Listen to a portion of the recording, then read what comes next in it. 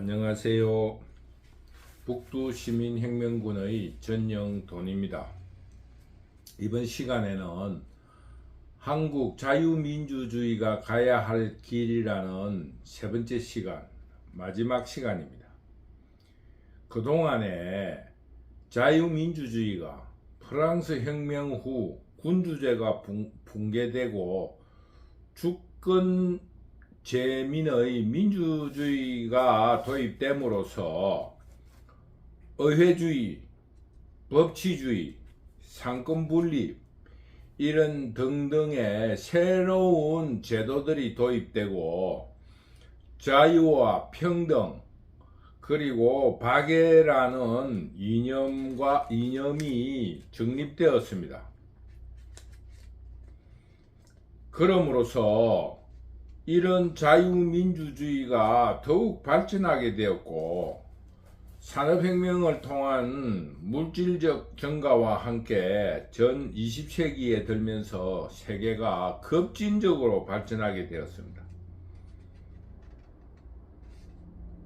그러므로 우리가 이제껏 이야기했다시피 자유민주주의라는 것이 그 자유와 평등이라는 것보다는 개개인의 사적 소유의 자유 그리고 그 재산을 형성하는 데 있어서의 기회의 평등, 저 군주에 의해서 특허를 받는다든가 허가 혹은 권력에 의한 강압으로서 특혜를 받는 것을 권력, 특허 혹은 권력적 행포로부터 자기 자신들의 재산권의 자유의 침해 혹은 재산 형성의 불평등에 저항해서 일어난 일이다. 이것이 자유민주주의의 가장 큰 모체입니다. 그러다 보니까 그 권력적인 행사에 대해서 주권 제민이 등장하게 된 것입니다. 그런데 이런 자유민주주의가 동양에서는 산업혁명 등의 어떤 이런 영향보다는 그 민주주의 혹은 주권 제민의 국가 제도로서 자유민주주의를 받아들여졌다고 할 수 있다.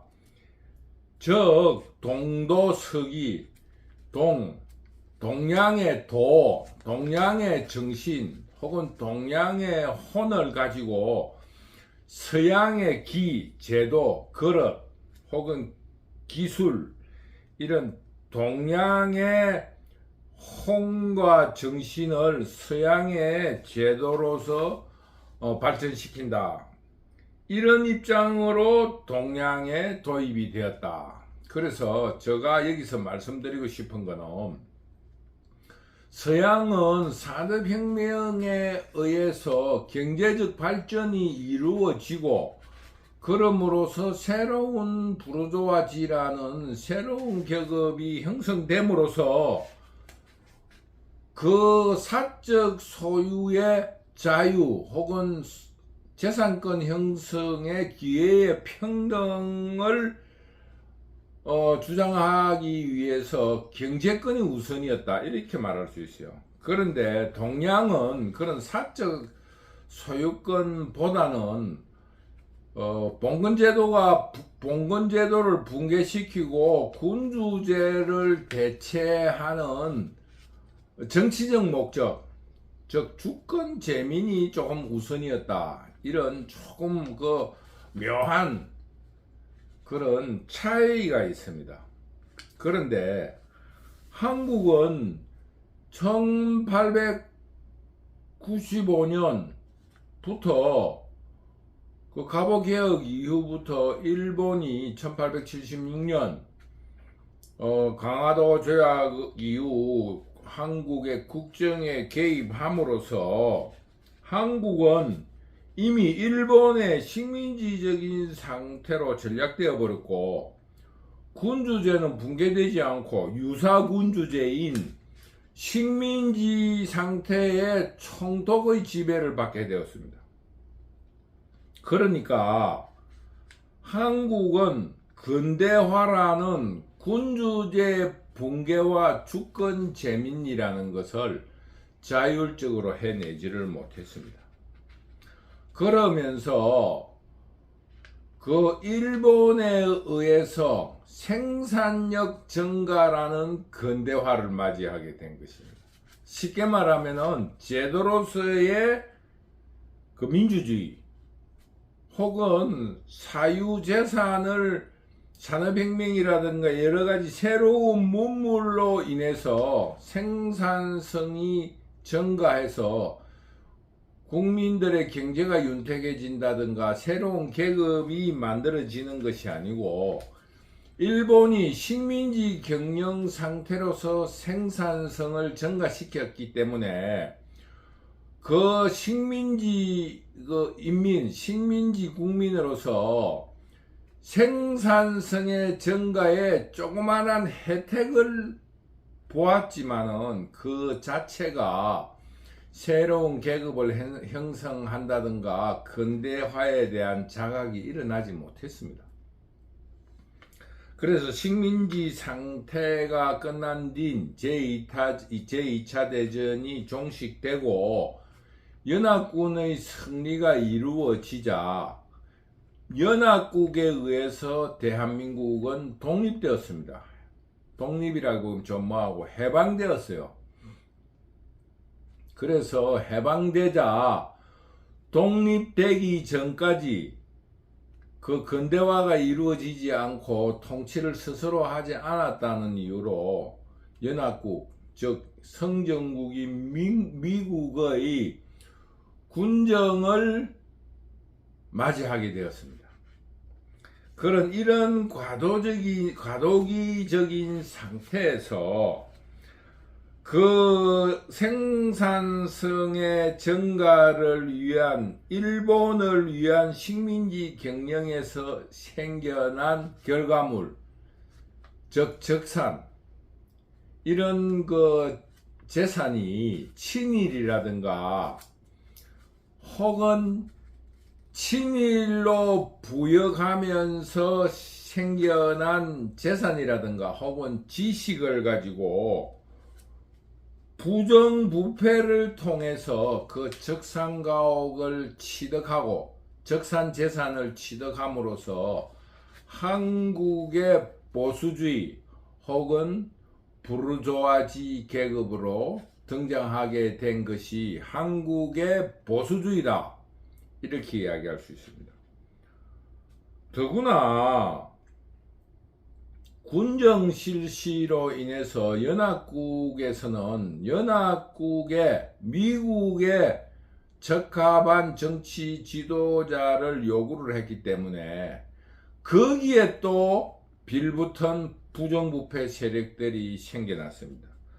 따라서 한국은 근대화를 이루는 과정에서 자발적인 군주제의 붕괴를 요구하는 신흥 계급을 만들지도 못했을 뿐만 아니라 해방 이후 정치적으로 민주주의라는 주권 재민에 대한 자각도 없었고, 그런 정치적인 문제와 더불어서 경제적으로 군주제, 즉 봉건적 농업 생산에서 신흥 공업국으로 변환하는 그 부르조아지 계급을 만들지도 못했어요. 그러니까 한국은 근대화 과정이 실패되었다 할 수 있습니다.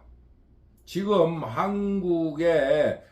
한국을 방어하고 애국주의에 있어서 한국은 식민지가 되지 않았다면은 한국 국민 스스로 자율적으로 군주제를 붕괴시키고 그 시민을 형성하여서 근대화에 성공했을 거라는 이런 말을 하는데, 실질적으로 20세기에 든 1900년도는 한국에서 그런 자발적이고 역동적인 에너지가 없었다고 할 수 있습니다.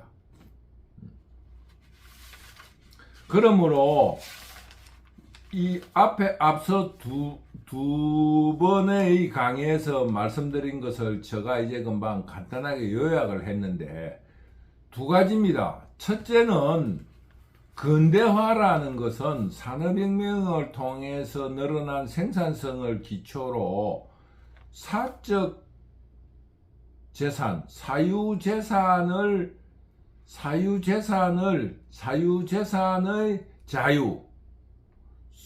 사적 소유권의 자유, 그리고 또 하나는 뭐냐 하면은 그 주권 재민, 이런 두 가지에 의해서 만들어졌는데 한국에서는 그런 자발적이고 후발주자로서의 노력이 전혀 없었다, 이런 말씀을 드립니다.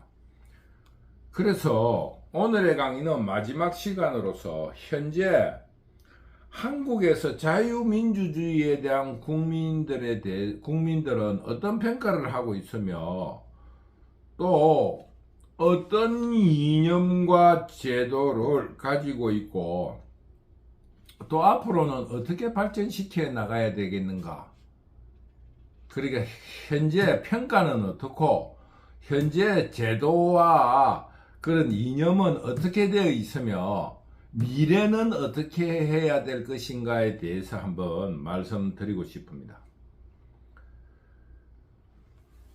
앞서 말했다시피 해방 이후 일제의 전쟁 수행을 위한 생산성 증가를 위해 한국에서 공장도 만들고 무슨 농업 생산도 증가시키고 여러 가지의 그 어떤 근대화라고는 할 수 없고 제가 볼 적에는 좀 그 발전된 그런 어떤 그 과학의 기술의 도입에 의해 가지고 그 나름대로 한국은 재산이 엄청 늘어났습니다.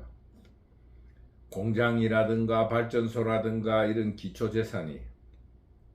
그런데 이런 적의 재산을 친일 세력이나 친일 세력에 부역한 사람들이 다 차지했고 연합국의 승리로 미국이 분정을 실시하면서 미국의 유리한 인사들을 정치 지도자로 만들고 그런 권력에 아부하는 세력들이 또 그런 그들이 필요한 자금을 위해서 그 적산을 다 차지하고 말았어요. 그렇기 때문에 해방 이후 약 한 10년간 6.25 전쟁과 부정부패로 나라가 굉장히 혼란스러웠습니다. 그러면서 그때 그 당시에 국민들은 자유민주주의에 대한 굉장한 불신을 가지고 있었어요. 그런 것이 선거에도 드러나는 겁니다. 제3대 직접선거에서 진보당을 했던 조봉암이 약 한 300만 표 이상의 표를 득표했다는 것만 봐도 알 수 있는 것입니다. 앞에서 말했다시피 한국 국민들은 도입 시기부터 자유민주주의란 부정부패다, 이런 등식을 합리화하고 있었기 때문에 자유민주주의에 대한 확신이 없었습니다. 도입 시기부터. 더구나 주권재민이라는 이름 하에 이승만이 이 정치를 자기 유리한 대로만 조작하고 이용했기 때문에 그 자유민주주의에 대한 국민들의 이해도가 굉장히 낮았어요. 그런데 불행스럽게도 그 이후에 박정희가 5.16 쿠데타를 일으키면서 절대 빈곤에서 벗어나야 된다 하는 시대 정신을 부각시켜서 정부 주도의 경제발전을 시킴으로써 국민 개개인의 창의와 경제력으로 그 어떠한 경제가 발전한다든가 사적 재산이 만들어진 것이 아니라 권력 주변에서 부정부패나 혹은 국가 주도의 경제 발전에 정보라든가 기타 여러 가지 부정부패로 인해서 친일 세력이라든가 친미 혹은 그 당시에 모락에 능했던 부정부패 세력들이 또다시 주도권을 잡기 시작했습니다. 이러한 이유 때문에 해방 이후 도입된 미국 원조라든가 이런 부정부패, 적산가옥을 차지한 깡패들이나 기타 여러 가지의 그 아부 세력들, 그리고 박정희의 정부 주도에 의한 경제 발전, 이런 입장으로 해서 국민들은 기득권이라든가 혹은 신흥 재벌 그룹들에 대한 부정 의식이 너무너무 강했습니다. 그리고 쉽게 말하면은 정치적으로도 자유당 시절에 그 자유민주주의에 대한 이해가 부족했던 국민들 앞에 이승만을 우상화하면서 그것을 제도적으로 정착시키려고 했고, 또 5.16 이후 박정희는 국가 발전으로서의 경제와 안보를 내세워서 국가가 주도하는 경제정책, 경제 운용을 함으로써 국민들은 자유민주주의에 대한 제도나 혹은 주권 재민 혹은 사유재산에 대한 여러가지 개념 자체가 형성되지를 못했습니다. 더구나 이런 국가 주도에 의한 국가 운영, 국가 통치 때문에 민주주의 혹은 주권 재민이라는 그 자체도 국민들은 이해할 수가 없었습니다. 주권 재민이 우선이 아니라 밥 먹는 게 우선이고 전쟁 안 나는 게 우선이라는 이런 그 어떤 그 정부 정책 때문에 그렇습니다. 그러므로 뭐 상권 분립이다, 주권 재민이다, 법치다, 이런 것은 장식용의 구호에 불과했습니다.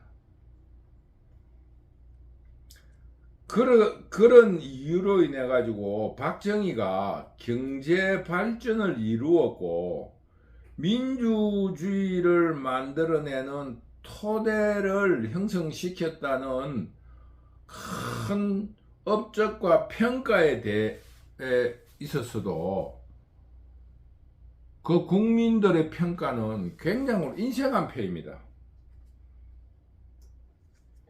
이러한 근현대사를 배경으로 한 한국의 자유민주주의는 아주 평가를 궁색하게 받고 지금도 그렇게 좋은 평가를 받지 못하고 있습니다.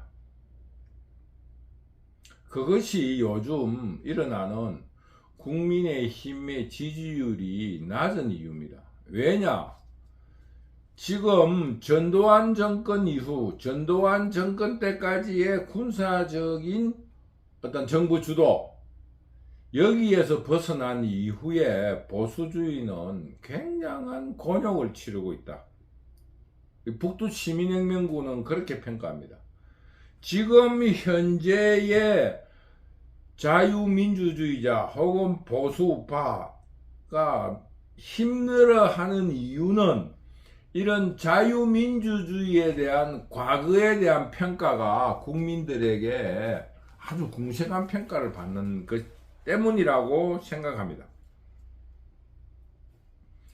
그래서 지식인들과 학생들을 중심으로 민주주의로 가야 된다, 혹은 민주화를 목표로 해야 된다는 시대적인 요구를 활발하게 전개하여서 결국에는 민주주의의 절대적인 상징인 여야 간의 평화적인 정권 교체를 성공시켰습니다.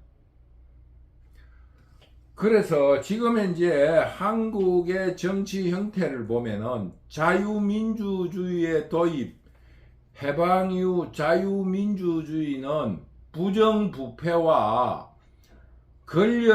정부 주도의 권력에 아부하는 자들이 자유민주주의 세력이고 보수주의라는 국민들의 인식이 머릿속에 꽉꽉 박혀버렸어요.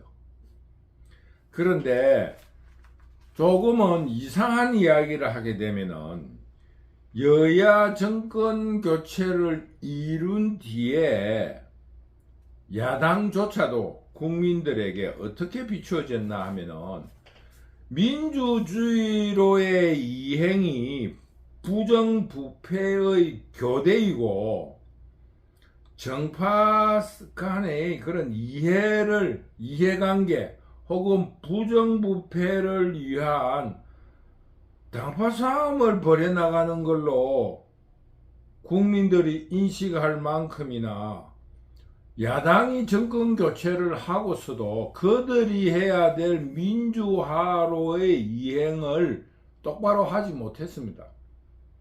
그래서 지금 한국은 실질적인 민주주의로의 이행은 실패하고 말았습니다. 그럼 지금 하고 있는 게 뭐냐? 민주주의라는 국민의 목소리를 빌려서 진영이라는 당파 싸움만 하고 또 자기들의 주권 재민이라는 투표를 유리하기 위해서 지역 감정, 지역 갈등이나 일으키고 세대 갈등이나 일으키고 또 노동자 계급들을 통한 계급 갈등 등으로 내란 수준의 분쟁을 유발시키고 있어요. 굉장히 큰 문제를 지금 일으키고 있다.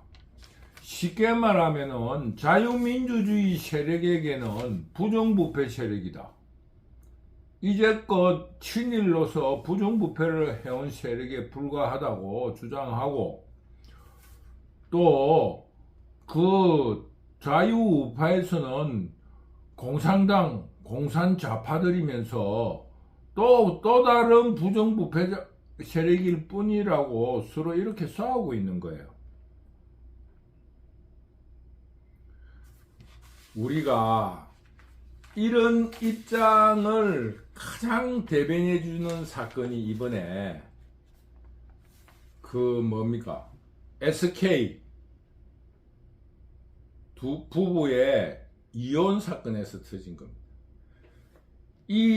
우리가 지금 이제껏 북두 시민혁명군이 주장하고 있는 것은 자유민주주의의 기본적인 이념은 자유와 평등이 아니고, 자유와 평등이지만은 자유와 평등이라는 그 어떤 추상적인 개념이 아니고, 자유민주주의란 것은 개인의 창의와 경쟁에 의해서 사유재산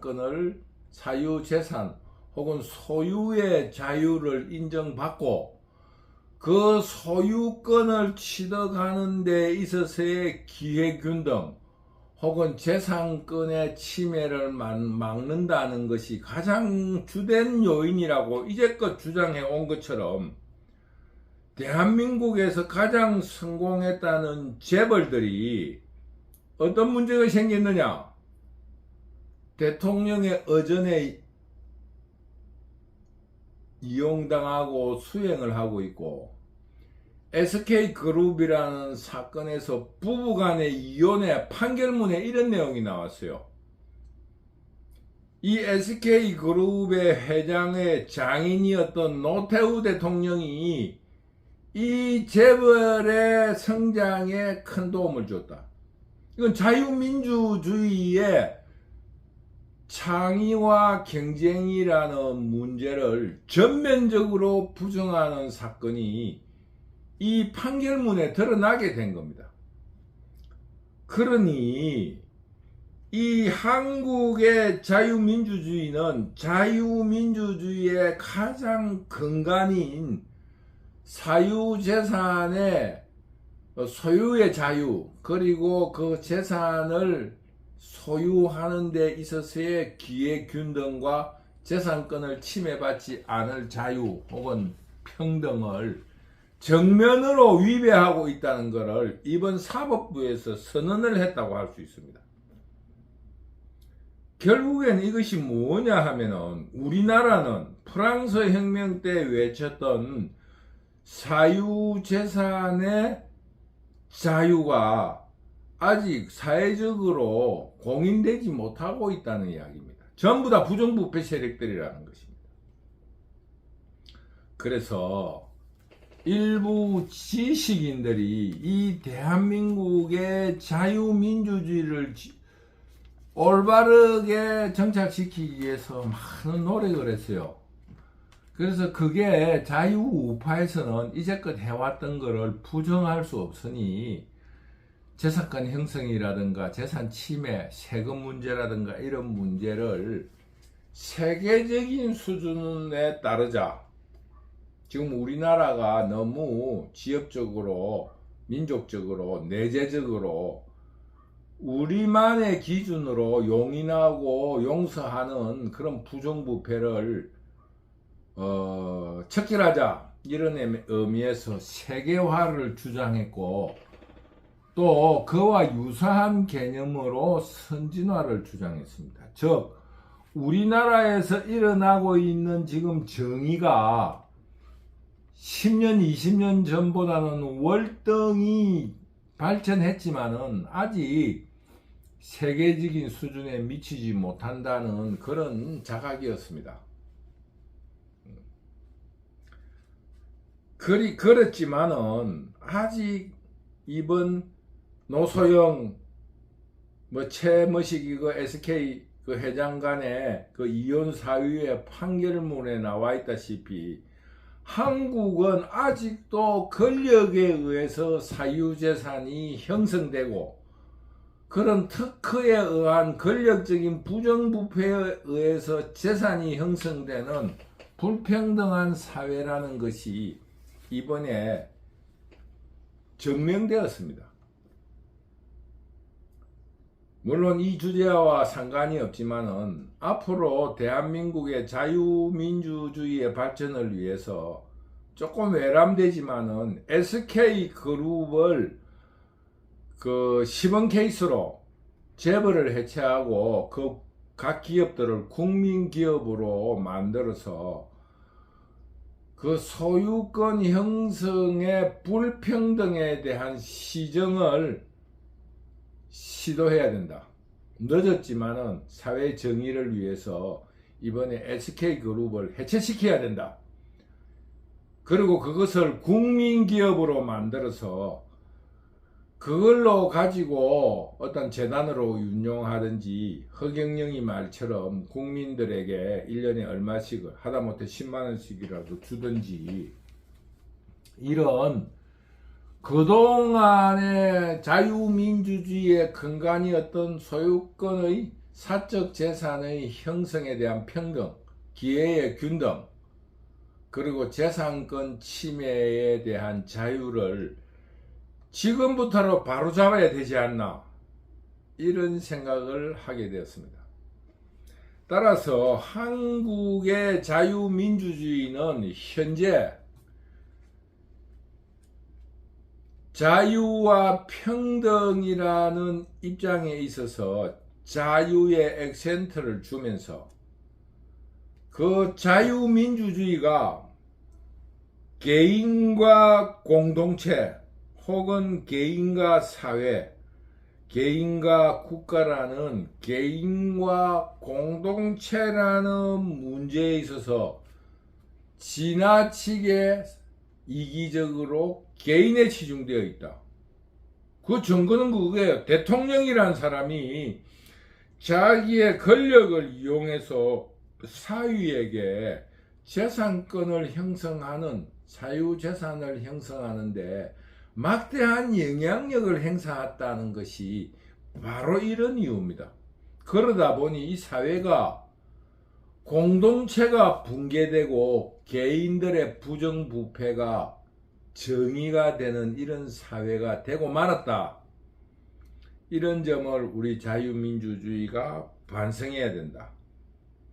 그래서 앞으로 우리 자유민주주의가 지금 가져가야 될 숙제가 두 가지예요. 동전의 이면입니다만은 자유와 평등의 배분 혹은 바란서, 이 한국 사회의 자유와 평등의 어떤 배율로 국가를 통치해야 되는가 문제. 뭐 똑같은 이야기 같지만은 개인과 공동체에 대한 바란서, 이 문제가 한국의 자유민주주의에 대한 미래에 대한 그 같은 설계가 될 것이다. 즉 한국의 자유민주주의는 앞으로 어떻게 해야 되는가? 과거에 대한 반성 혹은 수정, 이번에 말씀드렸다시피 SK그룹에서 드러난 이런 게 시범 케이스로 드러났으니까 이런 문제를 시정하자, 고치자. 정부 주도에 의해서 여러 가지 특혜가 되었던 문제를 우리 국민들이 수정 내지는 시정하는 시간을 가져야 된다. 이번에 SK그룹을 통해서 모든 기업인들 혹은 보수주의의 기득권이라 칭하는 사람들에게 경종을 울리는 기회가 됐으면 좋겠다. 그리고 그러면서 자유와 평등의 바란서, 개인과 공동체에 대한 바란서, 이거는 정책적으로 그렇지 않습니까? 세금을 얼마나 낼 것인가, 이게 개인과 공동체에 대한 바란서 문제예요. 이런 문제에 대해서 지식인들과 학자들 그리고 정치 지도자들이 그 고민을 해야 된다. 그러면서 이런 모든 문제들이 타율이나 정부나 권력에 의해서 이루어지는 것이 아니라 민주주의라는 주권 재민의 원칙에서 개개인의 자율과 절제가 모여서 정말 집단지성 혹은 공동체의 합의가 만들어져야 된다. 이런 도덕심이 생겨야만이 자유민주주의가 성공할 수 있다는 것을 북두시민혁명군은 말씀드리고 싶은 거예요. 즉 자유와 평등의 바란서, 개인과 공동체의 바란서, 이런 바란서들이 자기의 이기적인 생각이 아니라 스스로 자율과 자기의 욕망을 절제시킴으로써 집단지성 혹은 공동체의 합의로 이루어져야 된다. 이런 것을 제가 결론 삼아 말씀드립니다. 그래서 오늘날 일어나고 있는 자유민주주의의 위기는 그동안에 자유민주주의라는 가면을 쓰고 있었던 부정부패 세력들에 의해서 만들어진 것이다. 그래서 국민들이 자유민주주의에 대해서 자율과 절제, 자유와 평등을 믿지 않는다는 겁니다. 그렇기 때문에 오늘의 자유우파 혹은 자유민주주의 세력들이 한국에서 위기를 맞고 있다. 이 북두시민혁명군은 그런 진단을 가지고 있습니다. 그래서 이 강의 초기에도 이야기했지만은 내가 왜 북두시민혁명군 유튜브를 하게 되었는가? 그것은 자유민주주의 세력이 자유민주주의라는 가면을 쓴 부정부패 세력이고 허구의 세력이기 때문에 우리가 북두시민혁명군이라는 조직을 만들어서 이 사회를 새로운 시민혁명으로 바로잡아야 된다.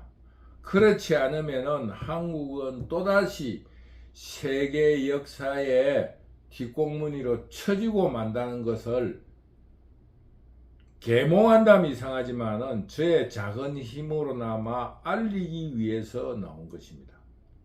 그래서 말씀드리자면은 북두시민혁명군의 강의가 그렇게 신통찮은데도 이 강의하는 사람이 정말로 절실하게 여러분에게 외치는 겁니다. 그래서 북두시민혁명의 자유민주주의 정신은 프랑스 혁명이 일어난 지가 벌써 250년이 되잖아요. 그런데 250년이 지난 한국의 자유민주주의에 대한 주권재민 혹은 사유재산권에 대한 자유와 평등이 이루어지지 않고 있다. 그러나 지금 우리가 주권재민과 사유재산의 자유와 평등을 말하기는 너무 좀 구시대적이라서 우리 북두시민혁명군의 자유민주주의에 대한 그 어떤 이념은 첫째가 자율입니다. 자율. 우리 스스로가 뭔가를 해보자. 두 번째는 남을 뒤따라가는 것이 아니라 우리 한국에 맞는 창의, 정치제도든 어떤 세금제도든 이런 모든 게 창의적이자. 세 번째, 자기를 사랑하자. 박애. 자기를 사랑하면, 내를 사랑하면은, 내 몸을 아끼면은 남도 사랑하게 되어 있습니다. 시중에 떠도는 말로 가장 쉬운 말이 있어요. 잃을 게 없는 사람이 무섭다고. 온 사회를 깽판치는 사람이 자기를 사랑하지 않는 사람입니다. 그래서 공동체에 대해서 박애, 자기를 박애, 남을 박애하기 우선 자기부터 사랑하고 박애, 남을 사랑하자, 모두를 사랑하자, 넓게 사랑하자, 이런 그런 주장을 하고 있습니다. 자율, 창의, 박애, 이 모든 것은 아까 말했다시피 지금 해방 이후에 일어났던 수많은 부정부패에 대해서도 그 기득권들이 자율적으로 해내야 됩니다. 그래야만이 이 공동체에 합의가 일어나는 겁니다. 용서하자. 그러고 그다음 발안서. 이까지는 봐주자. 여기까지 봐주자면 이상하면 여기까지 하자. 이런 정도가 이런 문제가 해결될 것이라고 봅니다. 그래서 이번 시간에는 한국의 자유민주주의가 가야 될 길에 대해서 결론적으로 이야기하면은, 첫째, 과거 역사가 자유민주주의를 실천하지 않았고 자유민주주의의 가면을 쓰고 부정부패하고 정부 주도의 경제에 숨어들어 이기적으로 움직였다.